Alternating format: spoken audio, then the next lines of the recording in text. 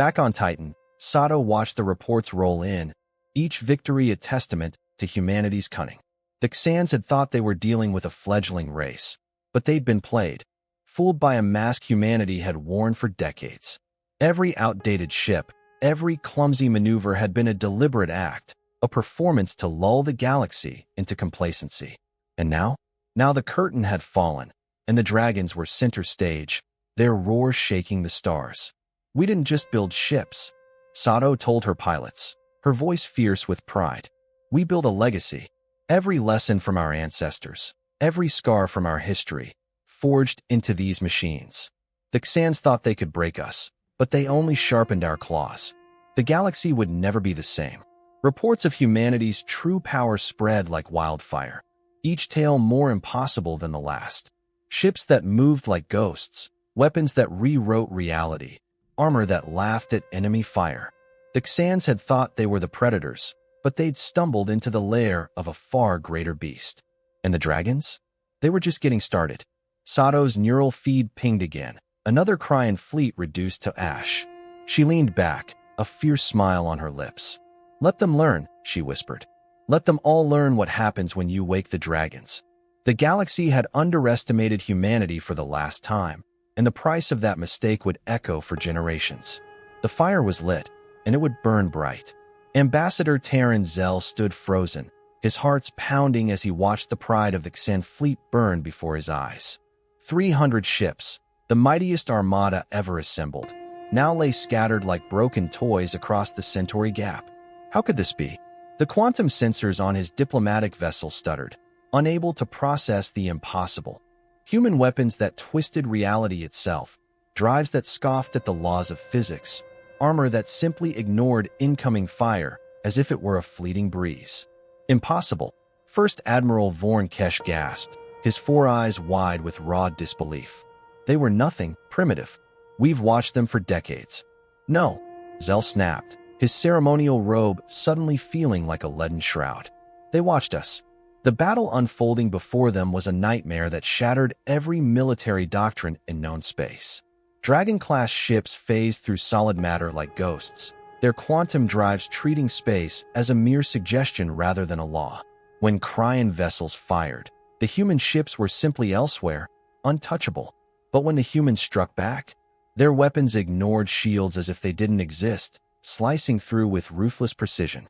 Multiple quantum breaches detected, a sensor officer screamed, his voice cracking with panic. They're breaking through from everywhere at once.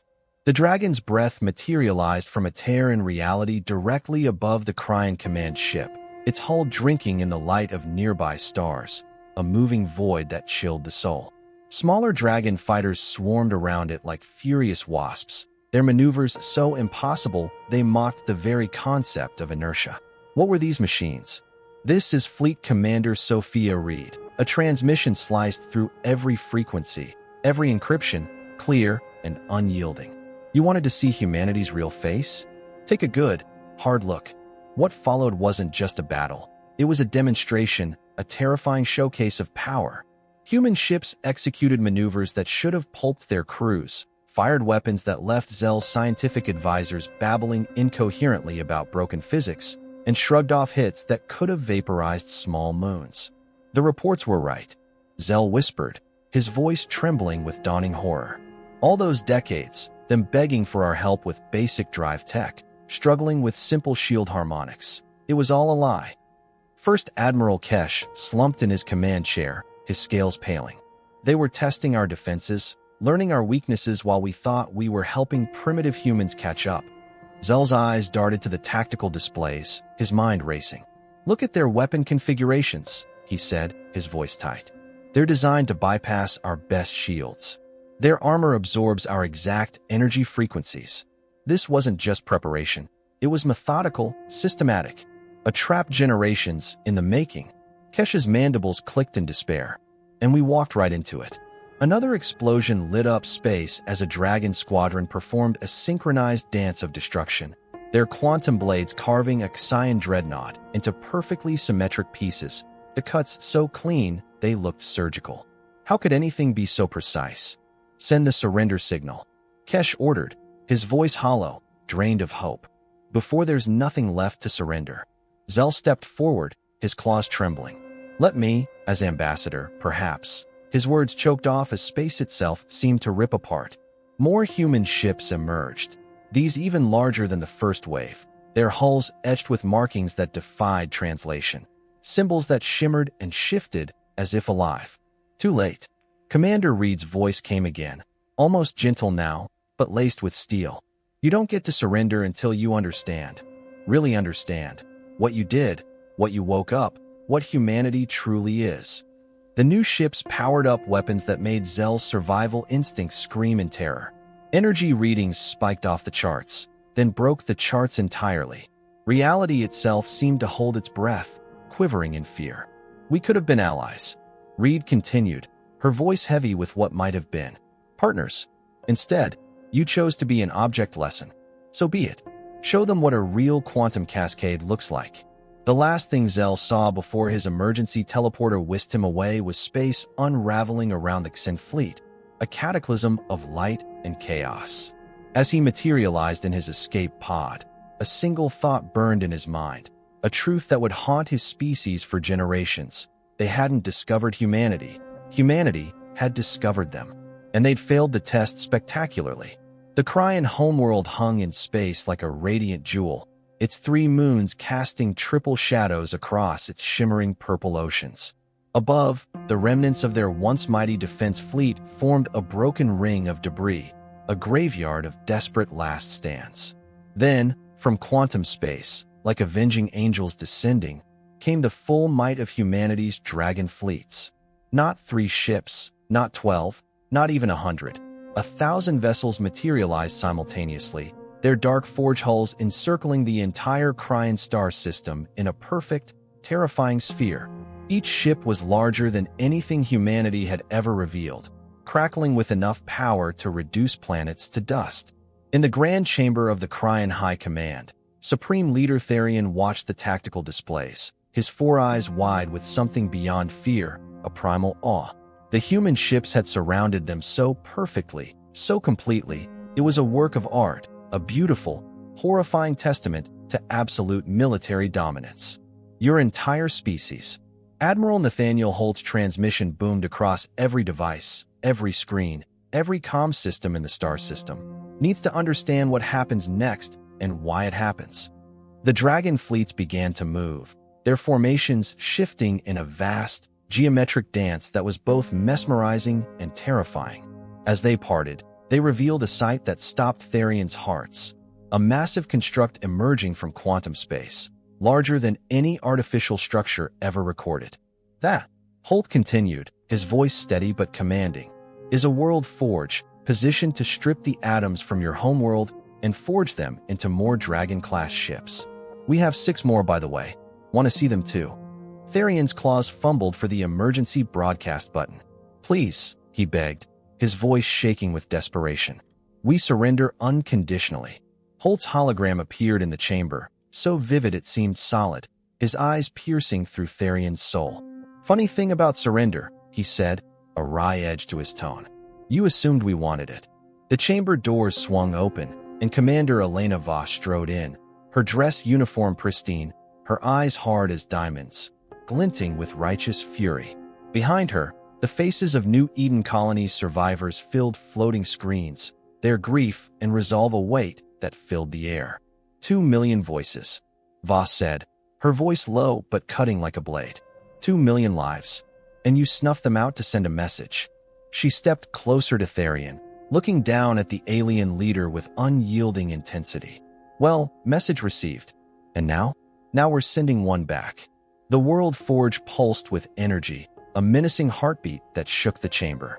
The dragon fleets shifted, taking positions that could erase every major population center in seconds. But Voss raised a hand, and the fleet froze. The world forge powered down, its glow fading. We're not you, she said, her voice steady but fierce. Therion blinked, all 4 eyes clouded with confusion. I don't understand. Admiral Holt stepped forward, his hologram gliding with perfect fluidity. Humanity's strength isn't in our weapons, Supreme Leader, he said, his tone resolute. It's not in our ships, our tech. or our deceptions. It's in our ability to choose. Right now, we're choosing not to become the monsters you thought we were. Voss nodded, her gaze never leaving Therian. The terms are simple, she said. Your entire military command surrenders to Earth authority. Your weapons are decommissioned. Your empire becomes Earth's protectorate. And in exchange, a smile crossed her lips, but it was forged of steel. We show you what humanity is truly best at. Not just fighting wars, but ending them. Not just breaking worlds, but building them better. The tactical displays flickered, revealing new ships arriving. Not warships, but construction vessels, terraforming platforms, medical ships. You wanted to know humanity's true face? Holt asked, his voice carrying the weight of centuries. Here it is. We can be your worst nightmare or your strongest ally. We can turn your worlds to ash or forge them into paradise. For the first time in your species' history, the choice isn't yours. It's ours. Therian's gaze swept over the faces of the New Eden survivors, the overwhelming might of the dragon fleets, the impossible technology humanity had concealed for so long. And finally, he understood.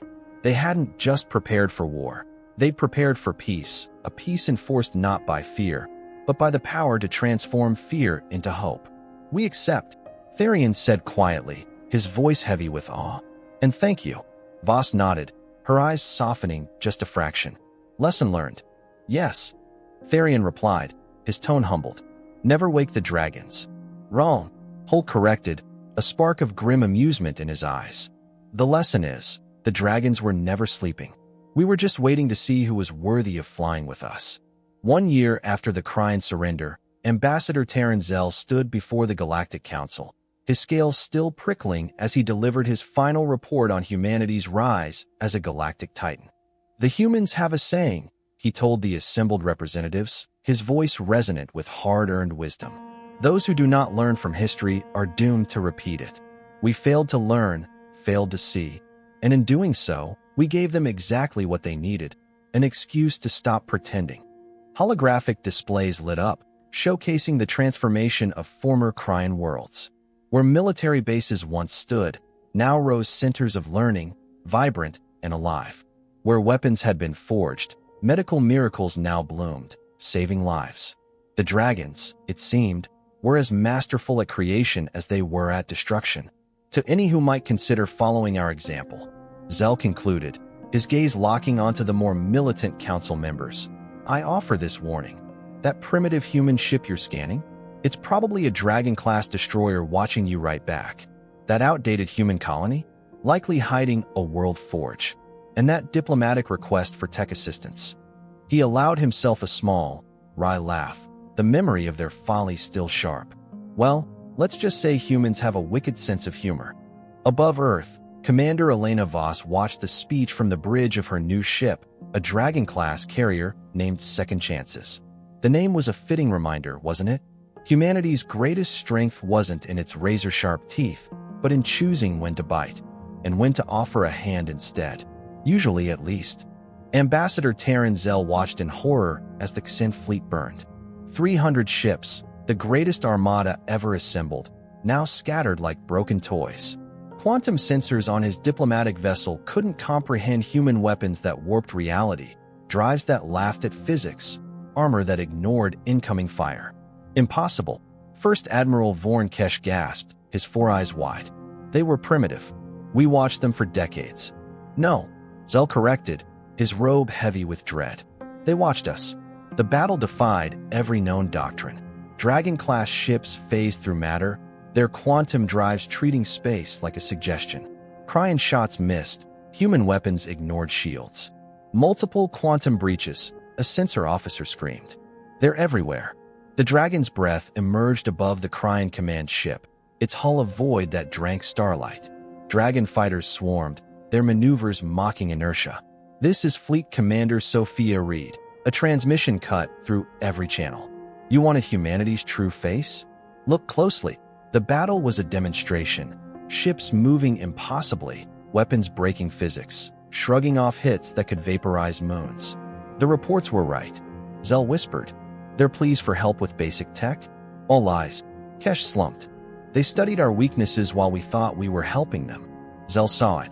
Human weapons tailored to bypass Cryan shields, armor tuned to their energy frequencies. This was a trap, generations in the making, Kesh realized. We walked right into it. A dragon squadron carved a dreadnought into perfect halves, the cuts surgical. Send the surrender, Kesh ordered, his voice hollow. Zell stepped forward. Let me. His words died as space tore open, larger human ships emerging, their markings shifting, unreadable. Too late. Reed's voice was almost gentle. You don't surrender until you understand what you awoke.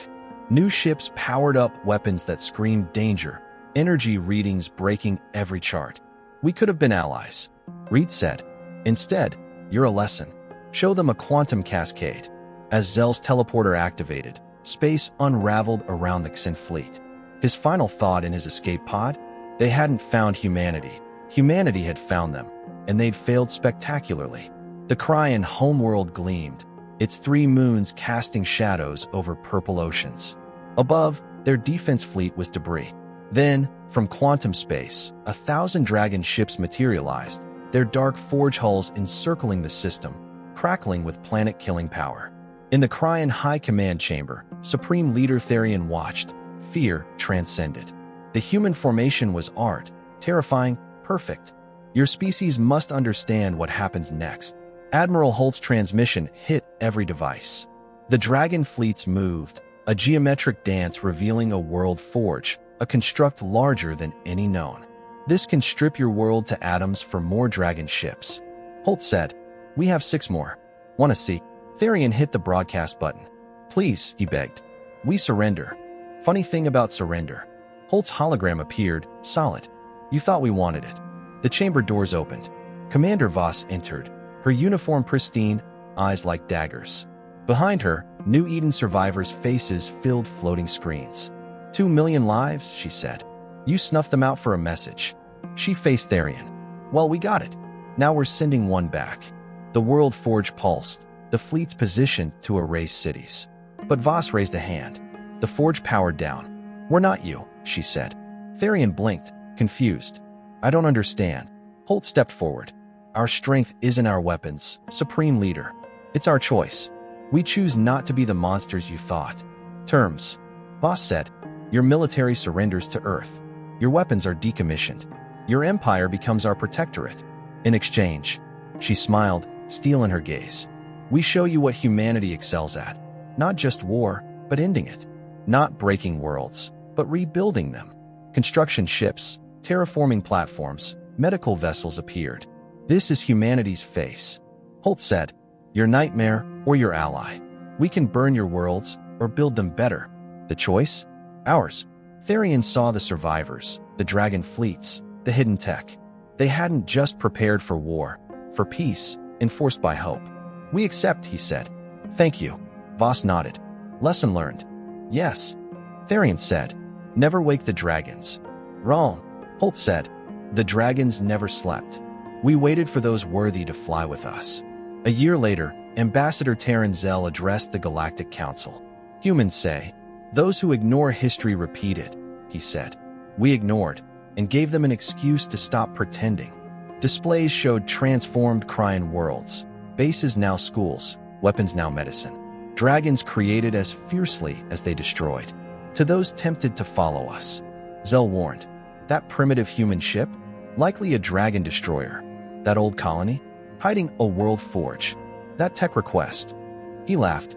Humans have a wild sense of humor. Above Earth, Voss watched from her dragon-class carrier, Second Chances. Humanity's strength wasn't its teeth, but choosing when to bite. Usually, the launch bays of the 3 Phantom-class carriers yawned open in eerie silence, and what poured out wasn't the clunky, outdated fighters the galaxy had mocked humans for using.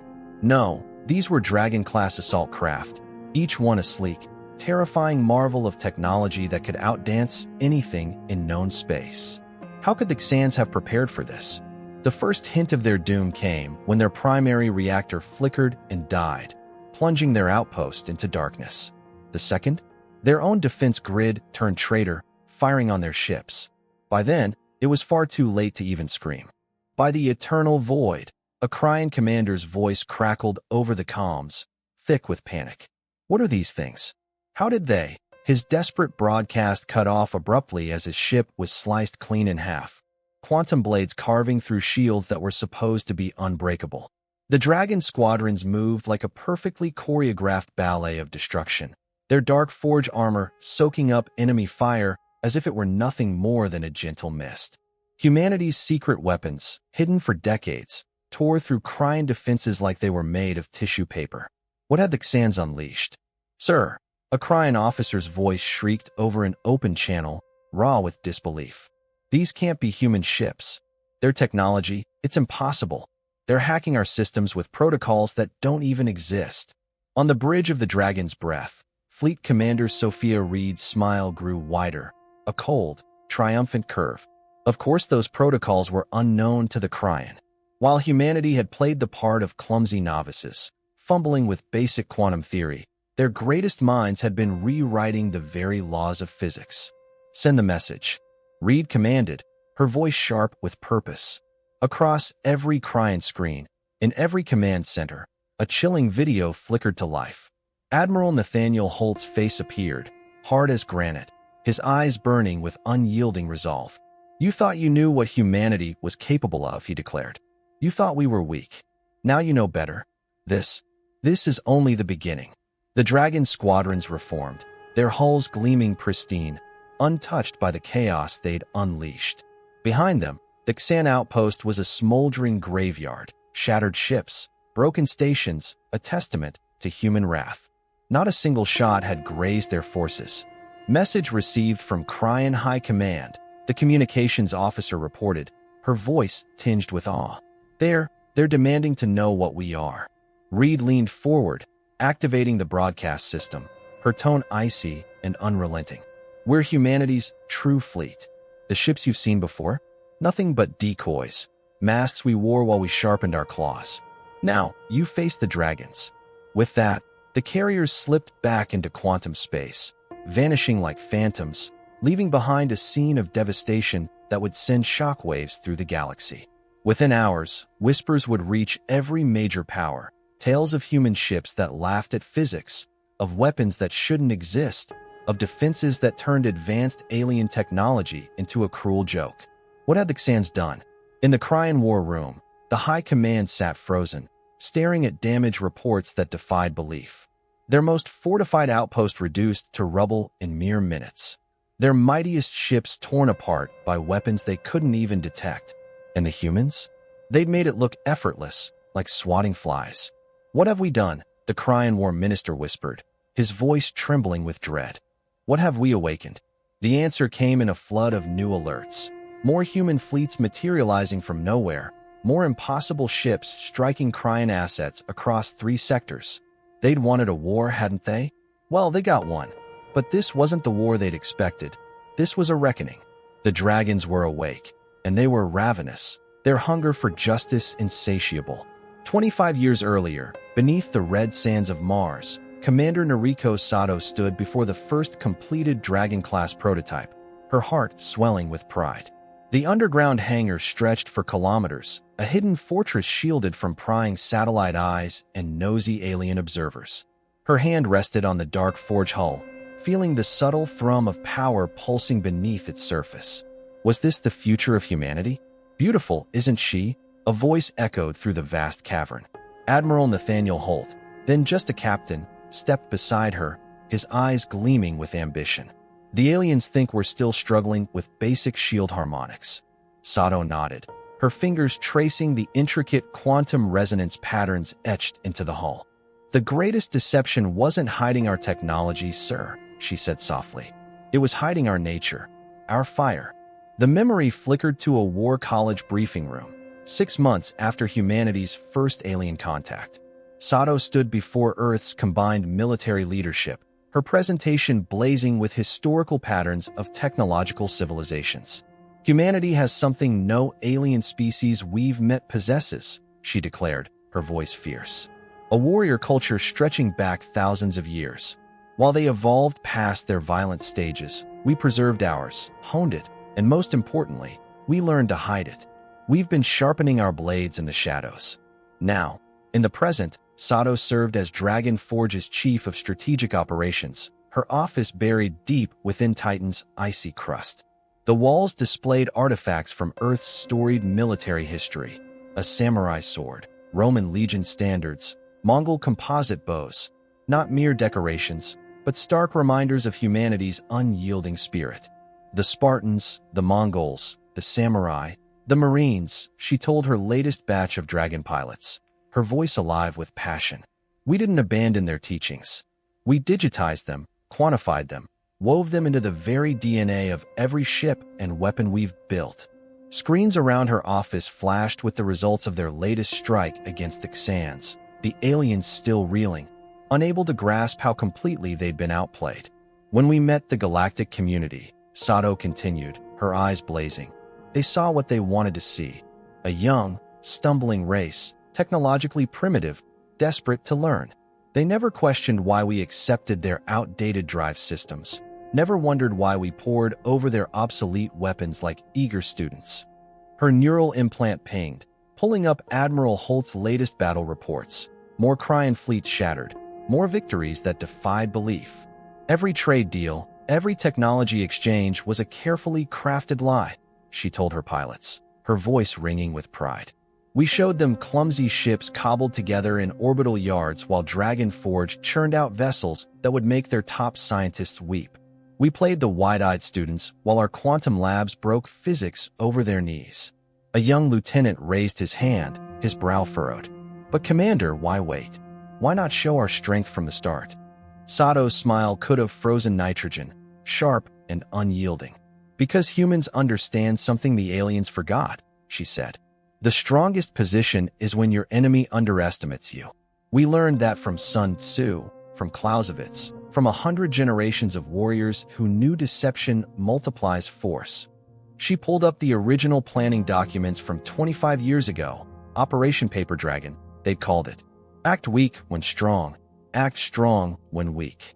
Let the galaxy think humanity was just another upstart civilization, barely worth noticing. We knew this day would come, she said, her hand brushing the ancient samurai sword on her wall, its edge still gleaming with purpose. Some empire would decide we were easy prey, would think they could bully us, dominate us, destroy us.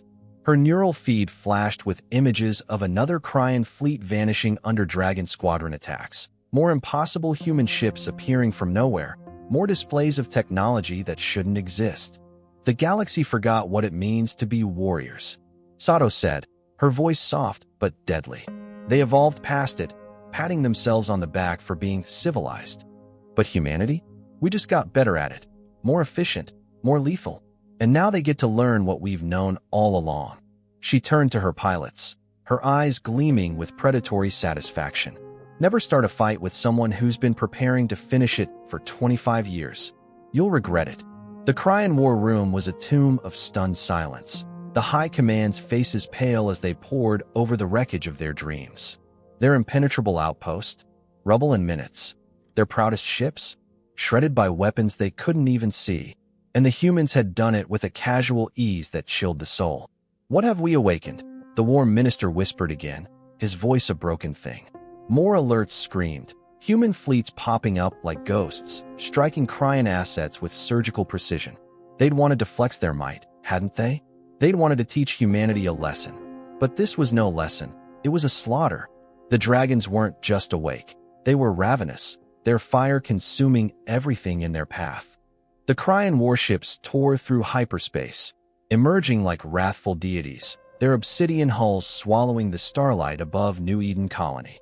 Commander Elena Voss stood paralyzed at her command console on Orbital Station 7, her heart pounding as the catastrophe unfolded through the reinforced viewport panels. Her fingers clamped onto the steel railing, knuckles whitening with dread. How could this be happening? They're not even bothering with demands. Lieutenant Jonas Carter's voice cracked, raw with disbelief. No ultimatum, no warning. They're just... A blinding flash of purple light silenced him, the first plasma barrage obliterating the colony's main agricultural dome. The massive structure shattered like a crystal goblet, its jagged fragments glinting in the eerie glow of New Eden's twin suns. Through the station's external cameras, Voss watched in horror as thousands of tiny shapes, Precious food stores meant to feed millions were sucked into the merciless vacuum of space.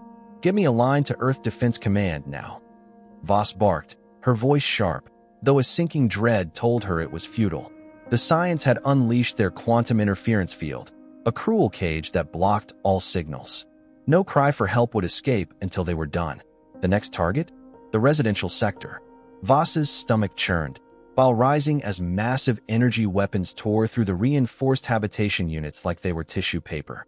2 million colonists, 2 million dreams, 2 million souls who dared to carve a new life on this frontier lived down there. Were they all gone? "Commander!"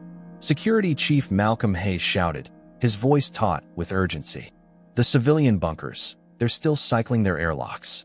Not everyone made it inside." Voss's fist slammed against the console, the impact reverberating through her bones. The overhead lights flickered as another blast rocked the station, a grim reminder of their fragility. "How many ships are we facing?" she demanded, her voice barely steady. 37 capital ships, ma'am, plus support craft," Hayes reported. A bitter, hollow laugh escaped Voss's lips. 37 ships to slaughter civilians? How brave of them. The station's AI cut through the chaos with its artificial calm. "Warning, hull breach detected in sections 12 to 15. Emergency protocols engaged." Amid the pandemonium, fragments of radio chatter from the surface pierced Voss's heart. Desperate pleas for rescue. Children's terrified sobs. Final whispered messages to loved ones. Each one landed like a physical blow, tearing at her soul. "They're targeting the mining complexes now," Carter said, his voice numb, almost lifeless. "The fusion reactors, oh God." The explosion that followed turned night into a blinding day, a massive shockwave rippling across the planet's surface, flattening everything in its path. The station's radiation sensors wailed in protest before burning out, leaving only silence. As Voss watched her colony, her home, die before her eyes, a cold, unyielding certainty settled in her chest. The Xans thought this would crush humanity's spirit, that this brutal display would force them to their knees. Oh, how wrong they were. They had no idea what they'd just unleashed. "Log this," she commanded, her voice steady despite the tears streaming down her face, hot and unrelenting. "New Eden colony has fallen. 2 million civilians presumed dead. No provocation, no quarter given." She paused, her breath catching, then added with a fierce resolve, "And may whatever gods they believe in have mercy on their souls, because after this, we sure as hell won't." The Cryan ships were already turning, their mission of destruction complete, their engines flaring like demonic torches against the void of space. They didn't bother destroying the station. Why would they? They wanted witnesses, survivors to spread their chilling message. Be afraid. Their actions screamed. This is what happens when you reach too far, too fast. But as Commander Voss watched them vanish into hyperspace, a fire kindled in her heart. They hadn't just murdered colonists today, they'd woken dragons. The emergency session of the Earth Defense Council exploded into chaos the moment Voss's transmission ended. Holographic displays painted a gut-wrenching picture of devastation, shattered domes, radioactive craters, fields of debris that were once homes, schools, hospitals. 2 million dead. Council member Samuel Grant roared, slamming his fist on the polished obsidian table. They murdered 2 million civilians without a single warning. Admiral Nathaniel Holt stood at the head of the table, his weathered face bathed in the glow of red emergency lights. At 73, he was the oldest serving member of Earth's military command, his steely presence the only thing keeping the meeting from descending into a shouting match. "The Xans think they've caught us with our pants down," Holt said, his deep voice slicing through the uproar like a blade through silk. "They think we're just merchants and farmers, playing at civilization." A dangerous smile curled his lips, sending a chill through the room. "Well, it's time we show them just how wrong they are." The council chamber fell silent, the weight of Holt's words hanging heavy. Everyone knew his reputation. 30 years leading Earth's defense forces didn't come from being soft. "Project Dragonforge," Holt declared, tapping a control on his wrist computer. The main holographic display shifted, revealing a colossal space station hidden deep within the asteroid belt. "While we've been playing nice with the galactic community, wearing our friendly mask. We've been preparing. Council member Isabella Torres leaned forward, her eyes wide. Preparing for what? She asked, her voice trembling with anticipation. For this exact moment. Holt replied, his tone resolute. The Xans aren't the first expansionist empire we've faced in human history, and they won't be the last. But they've made a fatal mistake.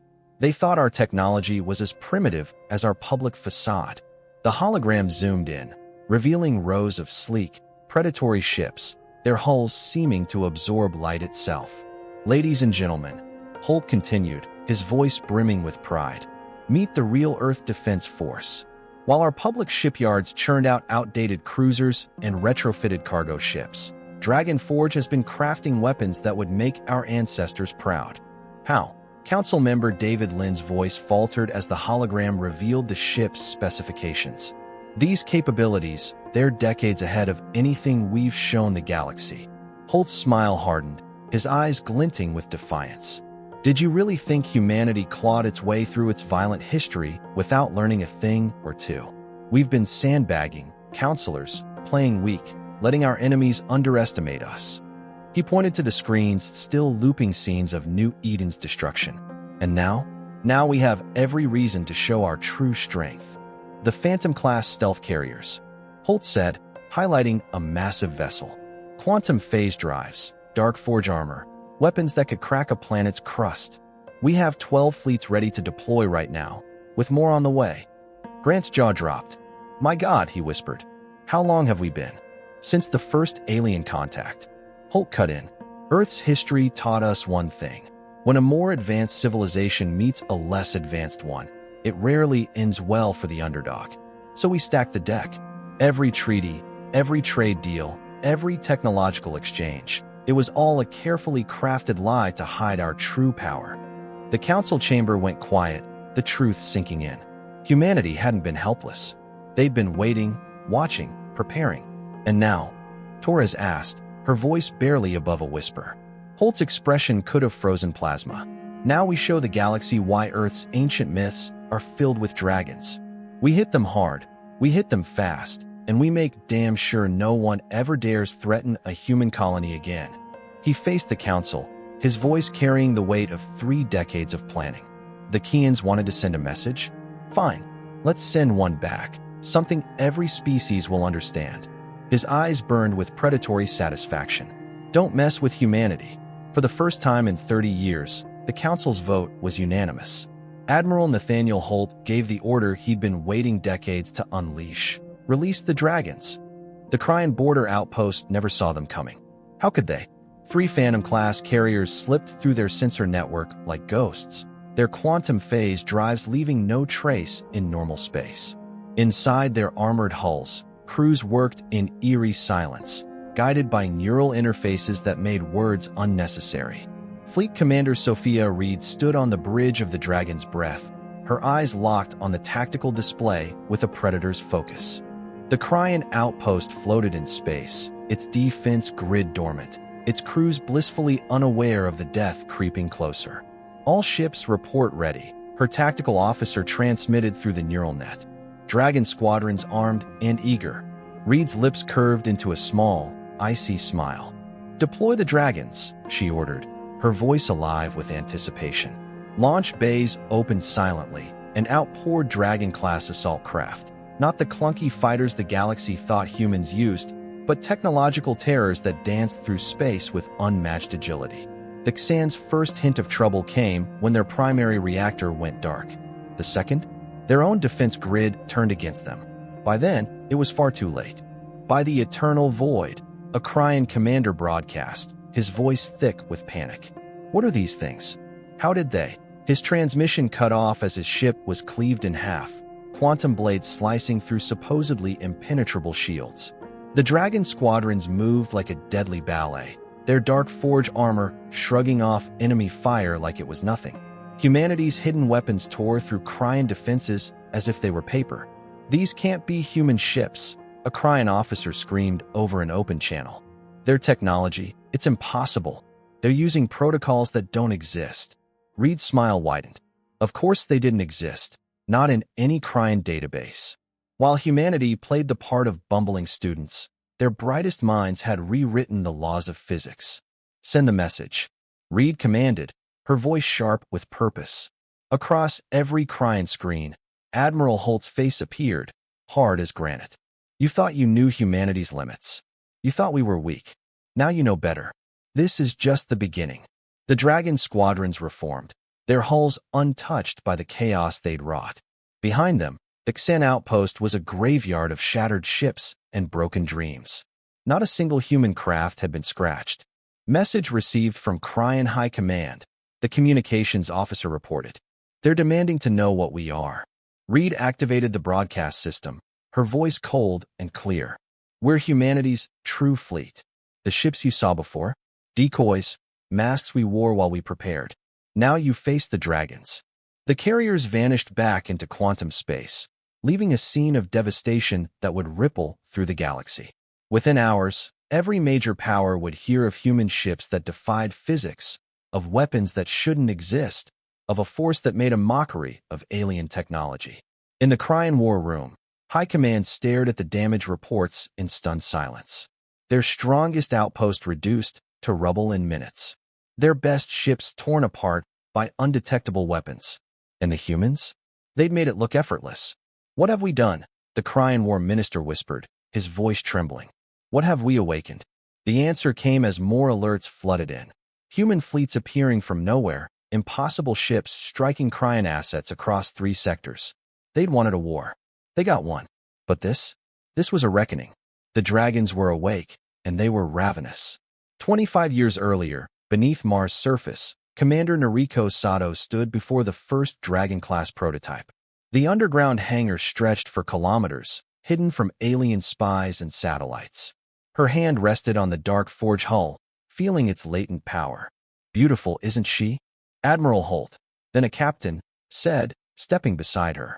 The aliens think we're still fumbling with basic shield harmonics. Sato nodded, her fingers tracing the hull's quantum patterns. The real deception wasn't our technology, sir. It was our nature. In a war college briefing room 6 months after first contact, Sato addressed Earth's military leaders. Humanity has something no alien species possesses, she declared. A warrior culture spanning thousands of years. While they outgrew their violent pasts, we honed ours, hid it, perfected it. Now, as Dragon Forge's chief of strategic operations, Sato's office on Titan displayed relics of Earth's martial history. A samurai sword, Roman standards, Mongol bows, not as trophies, but as reminders. The Spartans, the Mongols, the samurai, the Marines, she told her dragon pilots. We didn't discard their lessons. We encoded them into every ship, every weapon. Screens showed the latest strike against the Xans, the aliens still reeling from humanity's deception. They saw what they wanted to see. Sato said, a young, primitive race, eager to learn. They never questioned why we took their outdated tech, why we studied their obsolete weapons. Her neural implant flashed with Holt's battle reports. More Cryan fleets shattered, more impossible victories. Every deal, every exchange was a ruse, she told her pilots. We showed them junk while Dragon Forge built ships that would make their scientists weep. We played the student while our labs broke physics. A lieutenant raised his hand. Why wait, Commander? Why not show our strength from the start? Sato's smile was icy. Because humans know what aliens forgot. The strongest position is when your enemy underestimates you. Sun Tzu, Clausewitz, 100 generations of warriors taught us that deception is power. She displayed Operation Paper Dragon's plans from 25 years ago. Act weak when strong. Act strong when weak. Let the galaxy think we were just another upstart. We knew this day would come, she said, touching her ancient sword. Some empire would see us as prey, try to crush us. Her neural feed showed another Cryan fleet vanishing under dragon attacks. The galaxy forgot what it means to be warriors. They thought themselves civilized, but we got better, deadlier. She faced her pilots, eyes blazing. Never pick a fight with someone who's been preparing to end it for 25 years.